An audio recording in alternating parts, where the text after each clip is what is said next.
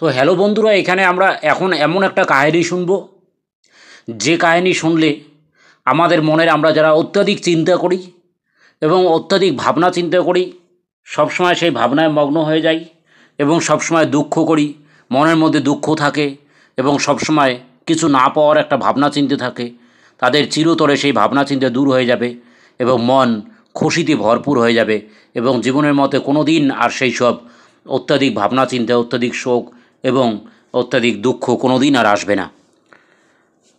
তো শোনা যাক সেই কাহিনী। এ বৌদ্ধ কাহিনী, অনেক দিন আগের ঘটনা। শহর থেকে দূরে এক গ্রামে এক ছেলে বসবাস করত। আনন্দ নামে এক ছেলে বসবাস করত। সেই ছেলে যখন বসবাস করত, ছেলে বসবাস করত, তারপরে সে কি হচ্ছে, তার অর্থনৈতিক অবস্থা বেশ ভালোই ছিল। সে অবিবাহিত ছিল, সেই ছেলে অবিবাহিত ছিল এবং অর্থনৈতিক অবস্থা যথেষ্ট ভালো ছিল। তার যখন অর্থনৈতিক অবস্থা ভালো ছিল, সে কী করতো, যে ব্যবসা বাণিজ্য করতো, ব্যবসাতে বেশ ভালো উন্নতিও করছিল। তার দাদা ছিল, ভাই ছিল এবং তার বাবা মা সবাই আছে। কিন্তু একটা তার মধ্যে সবসময় মনমরা একটা ভাব ছিল। কীরকম মনমরা ভাব? তার দাদা ভাইয়েরা সবাই তার ব্যবসার পয়সা নেয়, সবাই বাবা মায়েরা তার ব্যবসার পয়সা নেয়, সবাই টাকা পয়সা নেয়, বোনেরা তার টাকা পয়সা নেয়, কিন্তু কেউ তার গুরুত্ব দেয় না, কেউ তার গুরুত্ব দেয় না। সবাই শুধু তখনই আসে যখন তার পয়সার দরকার পড়ে, তখন এসে বলে যে আমার এটা লাগবে, ওটা লাগবে, দাও, বস শেষ, টাকা পয়সা নেওয়া শেষ। কেউ একবার জিজ্ঞেসও করে না যে সে কেমন আছে। মানে প্রয়োজনে সবাই তার কাছে আসে এবং সে ধীরে ধীরে বুঝতে পারে যে সবাই নিজের প্রয়োজনে তাকে ব্যবহার করছে দিনের পর দিন। এটা যখন সে বুঝতে পারলো, তখন ভাবলো কেস কি, যে দিনের পর দিন আমাকে সবাই ব্যবহার করে যাচ্ছে, মানে পয়সার প্রয়োজনে প্রত্যেকে ব্যবহার করছে, যখন টাকা পয়সার দরকার হচ্ছে সবাই তার কাছে আসছে। কিন্তু তার ব্যবসা চলছে ভালোই এবং সে ধীরে ধীরে আরও 2-3টে বাড়ি কেনে এবং ব্যবসার যথেষ্ট উন্নতি করে। কিন্তু তবু তার মনের মধ্যে একটা দুঃখই থেকে যায়। কেন দুঃখ থেকে যায়? কারণ কেউ তারও সাথ দেয় না। ধীরে ধীরে সে বুঝতে পারে যে প্রত্যেকে যখন পয়সার দরকার পড়ে তখন আসে, এছাড়া অন্য প্রয়োজনে অন্য কেউ আসে না। তার সঙ্গে যে একটা বন্ধু হিসেবে সঙ্গ দেওয়া বা কোনো কিছু দেওয়া, ভালোবেসে তার কাছে বসা, সেটা কেউ তার কাছে আসে না। সেটা সে কোনো দিন ফিল করেনি এবং এই ভেবে ভেবে সে সবসময় একটা দুঃখে, গভীর দুঃখে কাতর হয়েছিল। ইভেন সে যদি কোথাও বিপদেও পড়ে, তা কেউ যায় না। কোথাও বিপদে পড়ে সে মরে গেলেও কেউ খোঁজ নেয় না। শুধু তো সবাই যখন তার পয়সার দরকার পড়ে তখন এসে খোঁজ নেয়। তাই এইরকম পরিস্থিতিতে সে তখন মনের দুঃখে একদিন সকালবেলা বেরিয়েছিল। বেরিয়ে যেখানে গুরুর আশ্রম ছিল, সে আশ্রমের পাশে গিয়ে সে মর্নিং ওয়াক করছিল। যখন আশ্রমের পাশে মর্নিং ওয়াক করছিল, সে আশ্রমের মধ্যে গুরু তাদের শিষ্যদেরকে বলছিল, হে শিষ্যরা, তোমরা সবাই জানো যে তোমাদের ধ্যান করতে গেলে ধ্যান অত সোজা নয়। ধ্যান করা পৃথিবীতে সবচেয়ে কঠিন কাজ। ধ্যান করতে গেলে পৃথিবীর সব কিছু ত্যাগ করতে হবে, করে একদম নিজে একা হতে হবে, সমস্ত কিছু ত্যাগ করতে হবে। পৃথিবীর ধন দৌলত, বাড়ি ঘর, বাবা মা, আত্মীয় স্বজন, সমস্ত কিছু ত্যাগ করতে হবে। পৃথিবীতে কেউ তোমার খোঁজ নেবে না। স্বয়ং আমি গুরুদেব যে আছি তোদের, আমিও তোদের খোঁজ নেব না। তোদের ভাবতে হবে এই পৃথিবীতে কেউ নেই, তুমি একাই। তুমি জন্মগ্রহণ করেছিলে একাই, তুমি মরেও যাবে একাই। কাজে ধ্যান করার সময় মাথায় রাখতে হবে তুমি কেউ নেই, তোমার কেউ নেই। যদি তুমি ধ্যান করার সময় ধ্যানে বসে যদি অন্য কোনো কিছু নিয়ে আসো, তবে সেটা ধ্যান হবে না।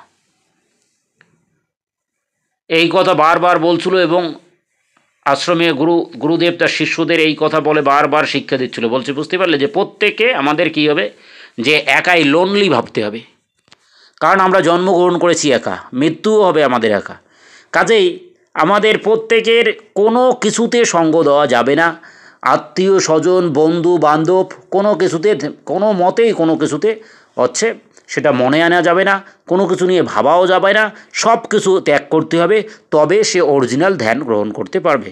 এবং এটা করতে গেলে দীর্ঘদিন তপস্যা করতে হবে, দীর্ঘদিন সাধনা করতে হবে, তবে তুমি একা হতে পারবে। এছাড়া তুমি একা হতে পারবে না, না হলে তোমার মন কখনো একা হতে পারবে না। এই কথা যখন গুরুদেব শিষ্যদের বলছিল, বাইরে থেকে আনন্দ সেই গল্পটা শুনছিল গুরুদেবের। শুনে আনন্দ বলছে, হ্যাঁ আমারও তো তাই, আমাকে তো কেউ কোনো পাত্তাই দেয় না, আমাকে তো কেউ কোনো ভ্যালুই দেয় না। যখন পয়সার দরকার পড়ে সবাই আমার কাছে আসে, তা আমি তো একা। আমি মরে গেলেও, অসুস্থ হয়ে একদিন পড়েছিলাম, কেউ খবর নেয়নি, শুধু বাবা মা এসে খবর নিয়েছিল। যখন সুস্থ হয়ে যখন আবার ব্যবসা শুরু করেছে, কিছুদিন পর দাদা এসে বলছিল টাকা ধার দাও, ভাই এসে বলছিল টাকা দাও, আত্মীয় স্বজন এসে বলছিল টাকা দাও, সব টাকা ধার দাও। সবাই শুধু তখন টাকা যখন নিচ্ছে তখন প্রশংসা করছে, বাদ বাকি টাইমে প্রশংসা নেই, এবং আমি মরে গেলেও কেউ আমার খোঁজ খবর নিচ্ছে না। তাইলে আমিও তো একা, আমার কে আছে? না কোনো ভালো বন্ধু বান্ধব নেই, কেউ নেই। আমি বরং বিপদে পড়েছিলাম, একটা বিপদের টাইমেও কেউ আমার পাশে এসে কেউ সঙ্গ দেয়নি। তাইলে আমার পৃথিবীতে কেউ নেই। তাহলে সে ডাইরেক্ট সন্ন্যাসী কাছে এসে গুরুদেব বলল, গুরুদেব আপনারা বলছেন যে ধ্যান করে তবে এই কাজ, মানে একা হতে হয়, তা আমি তো আগে থেকেই একা হয়ে গেছি। আপনি কি আমাকে শিষ্য হিসেবে গ্রহণ করবেন? আনন্দ গুরুদেবকে বলল, আপনি কি আমাকে শিষ্য হিসেবে গ্রহণ করবেন? কারণ আমি আগে থেকে একা হয়েছি, আমার আত্মীয় স্বজন বন্ধু বান্ধব সবাই কেউ আমার সঙ্গ দেয় না, আগে থেকে একা হয়ে গেছি, শুধু প্রয়োজনে ওরা আমাকে ব্যবহার করে, যখন পয়সার দরকার হয় তখন আসে। তা আমি আপনার শিষ্যত্ব গ্রহণ করতে চাই। এই কথা শুনে গুরুদেব বলল, ঠিক আছে দাঁড়াও, তবে আমি একটা কাজ করব, 1 মাস তোমাকে ট্রেনিং দেওয়াবো, 1 মাস দেখব, দেখার পর তারপর তোমাকে বলবো যে তুমি আমার শিষ্যত্ব গ্রহণ করতে পারবে কি না। যদি 1 মাসের মধ্যে আমি না দেখি যে আমার মন মতো যেই না হয়, তাহলে আমি তোমাকে তাড়িয়ে দেবো, আশ্রম থেকে বের করে দেবো। তখন সে বলল, হ্যাঁ গুরুদেব আমি মানতে রাজি আছি আপনার কথা, আমি 1 মাস আপনার কাছে থাকবো, থেকে আপনি আমাকে দেখবেন। ঠিক আছে। এই বলে গুরুদেব বলল, ঠিক আছে, তাহলে তুমি যখন এত অনুরোধ করে বলছো, তাহলে তোমাকে আশ্রমে জায়গা দিলাম। এবার আশ্রমে কিন্তু একটা কাজ হবে, তোমাকে প্রতিদিন ধ্যান করতে হবে। আমি সেই ধ্যান এসে চেক করব। গুরুদেব সন্ন্যাসী প্রতিদিন এসে ধ্যান চেক করতো। সে আনন্দ ধ্যানে বসতো। পরের দিন এসে গুরুদেব বলল, কি আনন্দ, তুমি ধ্যানে বসেছো? বলছে, হ্যাঁ বসছি। বলছে, ভন্ত তুমি যে ধ্যানে বসেছো, সেই ধ্যানে বসে তোমার পেছনে এত লোকজন কেন? বলছে, আমার পেছনে লোকজন? সঙ্গে সঙ্গে সে পেছনে ঘুরে দেখছে, না কেউ তো নেই। বলছে, গুরুদেব কেউ তো এখানে নেই, আমার পিতা মাতা আত্মীয় স্বজন ভাই বোন কেউ নেই, আপনি বলছেন আমার পেছনে লোকজন আছে। বলছে, না না তোমার পেছনে লোকজন আছে, তুমি এগুলোকে ছেড়ে দিয়ে আসো আগে, সব ছেড়ে দিয়ে এসে তারপরে ধ্যান করো, নাহলে তোমার কোনো ধ্যান হবে না। এই কথা শুনে সে তো অবাক হয়ে গেল। তখন গুরুদেব বলল, ভন্ত আমি চললাম। তাহলে প্রথম দিন গেল। দ্বিতীয় দিনের দিন আবার এসে গুরুদেব খোঁজ নিল। গুরুদেব বলল, ভন্ত তুমি ধ্যান করছো? বলছে, হ্যাঁ। বলছে, আজকেও তো তোমার পেছনে সবাইকে দেখতে পাচ্ছি, এত লোকজন এত কিছু নিয়ে তুমি কি করে আছো? ভন্ত তখন বলছে, আরে কই, আমার পেছনে তো কেউ নেই, কেউ নেই আমার পেছনে, আপনি বলছেন কই, আমি তো কারোর সঙ্গে কথাও বলছি না, আমি শুধু ধ্যান করছি। দ্বিতীয় দিনের দিন গেল। এবার সে আনন্দ ধ্যান করতে লাগলো। পরে তৃতীয় দিনের দিন আবার গুরুদেব এসে বলল, ভন্ত তুমি ধ্যান করছো? বলছে, হ্যাঁ ধ্যান করছি। বলছে, কই ধ্যান করছো? তোমার পেছনে তো কত লোকজন, এত কিছু লোড, এত কিছু বোঝা, এত কিছু তোমার পেছনে, এত সবাইকে নিয়ে তুমি আছো, বন্ধু বান্ধব আত্মীয় স্বজন সবাই তোমার সঙ্গে আছে, কি করে তোমার ধ্যান হবে? আনন্দ গুরুদেবকে বলল, গুরুদেব এখানে কেউ নেই, আমি কারোর সঙ্গে কথা বলছি না, কোনো লোকজন নেই, চতুর্দিকে দেখুন কেউ নেই, আপনি কেন আমাকে বলছেন আমি সবাইকে নিয়ে আসি? আমি তো একাই আছি। তৃতীয় দিনের দিন গেল। বলল, ঠিক আছে আচ্ছা, বলে গুরুদেব সন্ন্যাসী চলে গেল সেদিনও আবার। চতুর্থ দিনের দিন সন্ন্যাসী আবার এসে বলল, হে ভন্ত তুমি ধ্যান করছো, কিন্তু এত লোকজন কেন তোমার সঙ্গে? এত জিনিস জানাস তুমি, এত বোঝা এত কিছু নিয়ে কেন আছো? মাথায় এত লোড নিয়ে কেন আছো? তোমার তো কোনো ধ্যান হবে না। তখন চতুর্থ দিনের দিন শিষ্য বলল, আনন্দ বলল, না তো। গুরুদেবের মনে হয়, আনন্দ তখন মনে মনে বলল, গুরুদেবের মনে হয় মাথা খারাপ হয়ে গেছে, আমি কেউ নেই আমার আশেপাশে, বন্ধু বান্ধব আত্মীয় স্বজন কেউ নেই, আর বলছে যে আমি এত কিছু নিয়ে আসি, এবং আমার বন্ধু বান্ধব আত্মীয় স্বজন সবাই আমার পাশে আছে, কই কেউ তো নেই। এইভাবে চতুর্থ দিন চলে যায়। পঞ্চম দিনের দিন এসে গুরুদেব আবার বলছে না তোমার ধ্যান হবে না, কারণ তোমার সঙ্গে অনেক কিছু আছে, বন্ধু বান্ধব আত্মীয় স্বজন কত কি, তুমি অনেক কিছু নিয়ে আসো, কী করে ধ্যান হবে তোমার। এইভাবে পঞ্চম দিন চলে যায়, ষষ্ঠ দিন চলে যায়, সপ্তম দিনের দিন আবার এসে এই কথা বলে। তখন আবার এসে গুরুদেব এসে বলে, ভন্ত তুমি ধ্যান করছো? বলছে হ্যাঁ। বলছে আজকেও তো তোমার সঙ্গে দেখছি এতজন আছে। তখন সে পেছন ফিরে তাকায়, আনন্দ বলছি না পেছন কেউ নেই তো গুরুদেব, আমি কারোর সঙ্গে কথাও বলছি না। তখন সেদিন গুরুদেব কী করলো, আনন্দকে কিছু না বলে সেদিন চলে গেল। 7 দিন পর অষ্টম দিনের দিন যখন গুরুদেব এলো, একটা হাতে লাঠি নিয়ে এলো, এসে বলছে, বন্ত ধ্যান করছো? বলছে হ্যাঁ। বলছে ধ্যান করছো, এত লোকজন কেন তোমার সঙ্গে? তখন সেদিন গুরুদেব এবার বসে বলল, আচ্ছা তুমি সত্যি ধ্যান করছো? বলছে হ্যাঁ। বলছি না কোনো ধ্যান করছো না। তখন গুরুদেব বলল, ঠিক আছে তোমাকে লাঠির বাড়ি দিলে তবে ঠিক শোনা যাবে, তবে আমি আজকে কিছু কথা বলবো, যেহেতু 7 দিন হয়ে গেল তোমার। তখন গুরুদেব আনন্দকে বলল, হে বন্ত, তুমি ধ্যান করার সময় কেন এত লোকজন নিয়ে আসো, কেন এতজন তোমার সঙ্গে থাকে? আনন্দ বলল, না কেউ তো আমার সঙ্গে থাকে না, আমি কাউকে নিয়েও আসি না, কেউ তো আমার পাশেও নেই। তখন বলছো না, যখন তুমি ধ্যান করতে বসো, ধ্যান করার সময় নিশ্চয়ই তোমার বন্ধু বান্ধব আত্মীয় স্বজন এদের সবার চিন্তা তোমার ব্রেনের মধ্যে আসে। তুমি সত্যি বলো তো, এদের সবার চিন্তা আসে? তোমার সমস্ত কিছু চিন্তা তোমার মাথার মধ্যে আসে? ঠিক বলছি, আসে তো? তখন সে আনন্দ কিছু বলল না। বলছে তাইলে তুমি আর একবার ধ্যান করে দেখো, চেক করে। আনন্দ ধ্যান করে চেক করলো, তখন কিছু বলছে না। তখন গুরুদেব তাকে লাঠি দিয়ে একটা লাঠির বাড়ি মারল। তখন লাঠির বাড়ি খেয়ে সে বলল, হ্যাঁ গুরুদেব, হ্যাঁ চিন্তা করি আমি সব সময়। বলছে কী চিন্তা করো ধ্যান করার সময়? বলছে ধ্যান করার সময় আমি চিন্তা করছিলাম, আজকে এখনই যখন ধ্যানে বসছিলাম তখন চিন্তা করছিলাম, আমি দেখতে পেয়েছিলাম ধ্যানের মধ্যে যে আমার বাবা মা দুঃখ প্রকাশ করছিল, আমার দাদা দুঃখ প্রকাশ করছিল, এবং আমার ছোটো ভাইয়ের টাকার দরকার ছিল। বলছে কেন দুঃখ প্রকাশ হচ্ছে? বলছে আমি এখানে এসেছি জন্য ওরা দুঃখ প্রকাশ করছে, আমার ছোটো ভাই এর টাকার দরকার ছিল, সে এসে ঘুরে গেছে, আমি নেই, আমি থাকলে তো টাকা পয়সা দিতাম।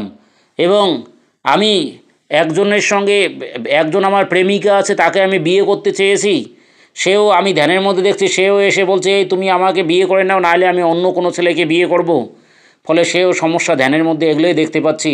এবং আমার প্রচুর ধন দৌলত টাকা পয়সা আছে, আমি একটা বেশ বড় একটা অট্টালিকা বাড়ি কিনেছি, সেই বাড়িটা ধ্যানের মধ্যে দেখতে পাচ্ছি। আমার প্রেমিকে বলছে তোমার এই বাড়ি কে ভোগ করবে, তুমি আমাকে তাড়াতাড়ি বিয়ে করে নাও।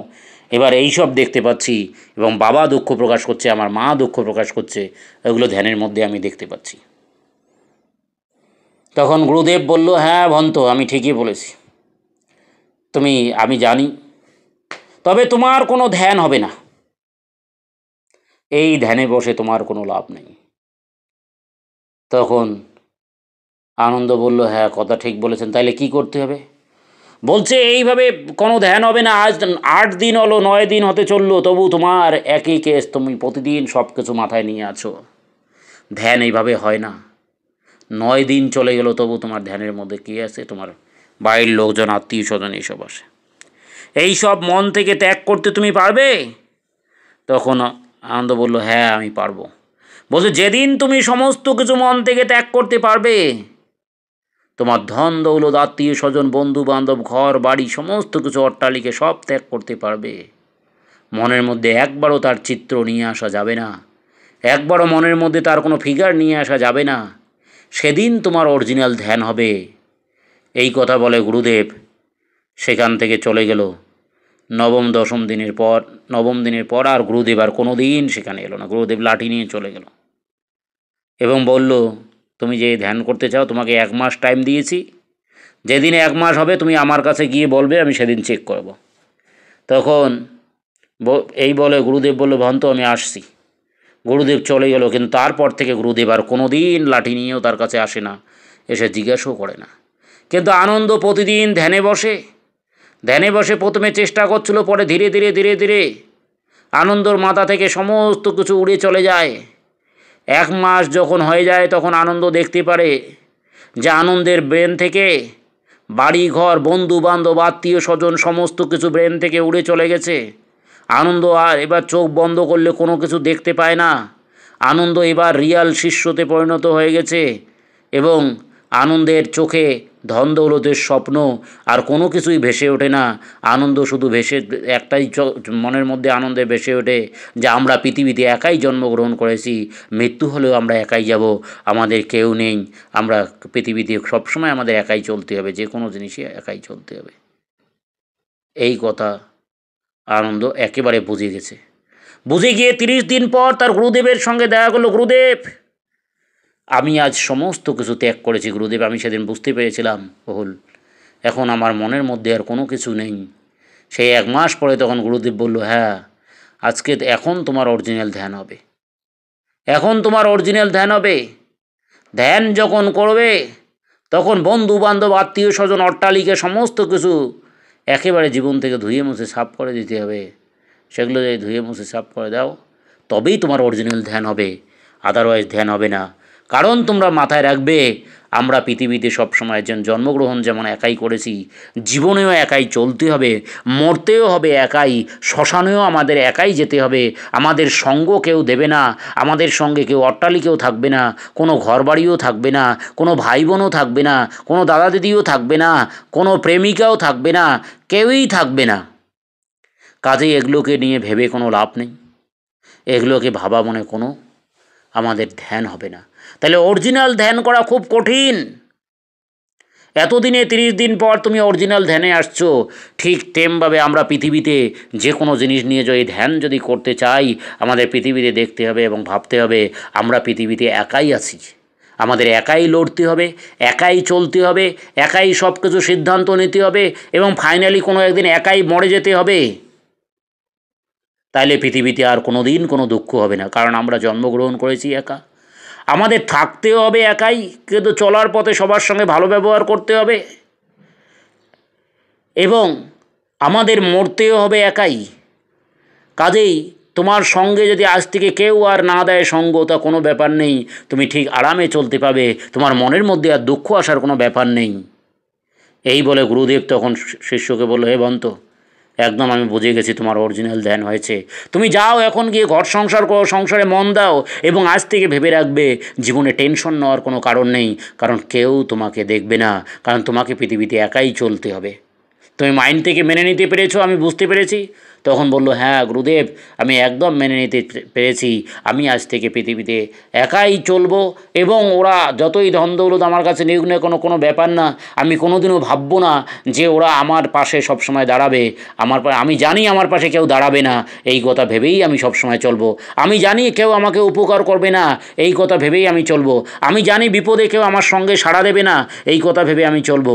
আমি জানি কোনো মুহূর্তে কেউ আমার সাড়া দেবে না, এই কথা ভেবে আমি চলবো। তাহলে আমার মনের মধ্যে কোনো দুঃখ হবে না, তাহলে আমি প্রকৃত ধ্যান দিতে পারবো সংসারের প্রতি এবং প্রকৃত ধ্যান দিতে পারবো জীবনের প্রতি। তাহলে জীবনে কোনো দিন দুঃখ কষ্ট দুর্দশা আমাকে গ্রাস করতে পারবে না। আমি জানবো আমি যে দুঃখেও থাকি একাই দুঃখে থাকতে হবে, কষ্টে থাকলে একাই কষ্টে থাকতে হবে, দুর্দশায় থাকতে হলে একাই দুর্দশায় থাকতে হবে, কোনো কিছু ধনী হতে গেলেও একাই ধনী হতে হবে। কেউ আমার সাথ দেবে না, কেউ সঙ্গ দেবে না, সবাই শুধু স্বার্থের জন্য আসবে এবং স্বার্থ ফুরিয়ে গেলে সবাই পালিয়ে যাবে, কেউ থাকবে না যেরকম। তাই আমরা দেখতে পাচ্ছি আমাদের জীবনটাও যেরকম জন্মগ্রহণ যখন করেছি, জন্মগ্রহণ করার পর পৃথিবীতে আমরা কি নিজের স্বার্থে আমরা সব কিছু নিয়েছি এবং নিজে ব্যবহার করেছি, করার পর কোনো একদিন আমরা মরে যাব এবং আমাদের আত্মাও আমাদের ছেড়ে পালিয়ে চলে যাবে, আমাদের সঙ্গে আর কেউ সাথ দেবে না, শেষে সেই শরীরটাও শ্মশানে চলে যাবে। তাই এই গল্প থেকে বন্ধুরা আমরা বুঝতে পারলাম যেরকম গুরুদেব তার শিষ্যকে বুঝিয়েছিল আনন্দকে যে অরিজিনাল শিষ্যত্ব গ্রহণ করতে গেলে আমাদের পৃথিবীতে সবসময় একাই আমরা জন্মগ্রহণ করেছি, এই পৃথিবীর বুকে আমাদের সবসময় একাই চলতে হবে এবং কোনো একদিন আমরা পৃথিবীতে শুধু যেসব অর্জন করেছি সে অর্জিত যত বড় ধন সম্পত্তি হোক না কেন সেগুলো ফেলে দিয়ে আমাদের মরে যেতে হবে। আর মৃত্যুও এরকম, কার কোনো ঠিক ঠিকানা নেই। অনেক বয়স্ক লোকের আগে অনেক কম বয়সী ছেলেরাও মরতে পারে, যে কোনো মুহূর্তে যার মৃত্যু আসতে পারে। কাজেই পৃথিবীতে সবসময় আমাদের বর্তমান বা প্রেজেন্ট যেটা আছে সেই প্রেজেন্ট সিচুয়েশন নিয়ে ভাবতে হবে। কখনও ভবিষ্যৎ নিয়ে ভেবে আমাদের বর্তমানটাকে নষ্ট করা যাবে না, কখনও ভবিষ্যৎটা নিয়ে ভেবে আমাদের বর্তমানটাকে নষ্ট করা যাবে না। না হলে আমরা প্রতিদিন দুঃখ পাবো, প্রতিদিন দুঃখ কষ্ট আমাদের গ্রাস করে নেবে এবং প্রতিদিনের দুঃখে আমাদের জীবন ধ্বংস হয়ে যাবে। তাই বন্ধুরা, আজ থেকে আমরা চেষ্টা করব যখন যে মুহূর্তে আছি সেই মুহূর্তের আনন্দটা আমরা ভালোভাবে করে নেব, সেই মুহূর্তটা আমরা এনজয় করে নেব, সেই মুহূর্তটা একদম খুব ভালোভাবে উপভোগ করব। তাহলে জীবনে আর কোনো দিন আমাদের দুঃখ দুর্দশা আসবে না। কারণ আমাদের মাথায় রাখতে হবে একদিন সব ছেড়ে আমাদের চলে যেতে হবে। কারণ আমরা এসেছি একা, চলতে হবে একা, যে কোনো মুহূর্তে আমাদের কেউ সাথ দেবে না, আমাদের যেতেও হবে একা। কাজেই মাঝখানে আনুষঙ্গিক যে পদ্ধতিগুলো সেই পদ্ধতিতে এই জন্য চলার পথে প্রতিটা মুহূর্তে প্রেজেন্ট সিচুয়েশন নিয়ে ভাববো, বেশি ভবিষ্যৎ নিয়ে আমাদের ভাবা যাবে না। ভবিষ্যতে কী হবে সেসব ভাবতে গেলে আমাদের দুঃখ গ্রাস করে নেবে এবং কেউ আমাদের সঙ্গ দিল না সেই কথা ভাবলেও আমাদের দুঃখ গ্রাস করে দেবে। কারণ আমাদের মাথায় রাখতে হবে আমরা এসেছি একা, মরবো একা, যেতে হবে একা। তাই এই কথা ভেবে আমাদের চলতে হবে, তাহলে কোনো দিন আর দুঃখ আসবে না। ওকে বন্ধুরা, আমরা রাখলাম। এবার আমার একটা কথা বলছি যে প্রত্যেকে তোমরা যারা এই চ্যানেল প্রতিদিন এই ভিডিও শুনছো, তোমরা এই চ্যানেলটাকে সাবস্ক্রাইব করে দেবে, লাইক করে দেবে। তাহলে নিত্য নতুন আমাদের এই ধরনের সুন্দর সুন্দর গৌতম বুদ্ধ স্টোরি এবং অন্য অন্য ভালো মোটিভেশনাল স্টোরি তোমরা এই চ্যানেলের মধ্যে শুনতে পাবে। তাহলে অবশ্যই তোমরা বন্ধুরা লাইক, সাবস্ক্রাইব, শেয়ার করে দিও। ওকে, বাই।